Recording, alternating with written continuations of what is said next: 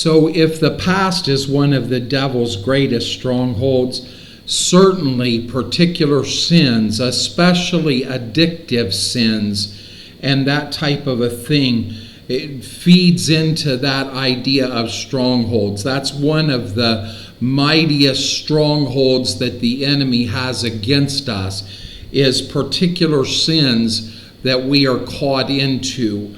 Oftentimes this can be addictive things like drugs, like pornography, like issues with lust, things that go on in our lives that has that tendency of not being a one-time event. So there are sins that we commit that are more likely one-time events. We don't go out and continue to do that.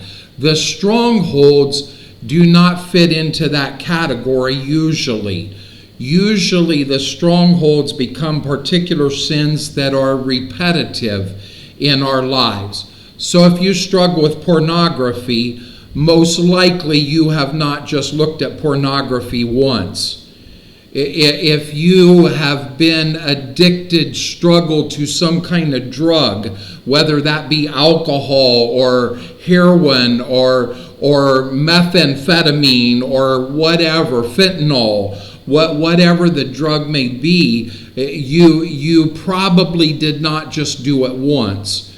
And that's where the stronghold comes in. Sometimes these things take such a grip upon people that people struggle and battle and counsel and do everything that they can to try to break free from these things, and they just continue to struggle with them because they are a stronghold in their lives.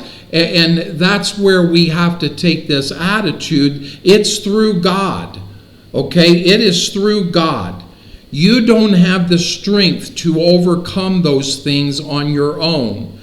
But what you must have is the discipline to be obedient when the disobedience is dealt with, when you bring out the reality of who you are. And that's actually in verse 6 of that scripture. If I can look at that, and my page turned, I apologize for that. And I'm not going to take the time on the video to try to correct that. The fan blew my page. But I want to recognize that having in a readiness, that's verse 6 in chapter 10, and having in a readiness to revenge all disobedience when your obedience is fulfilled.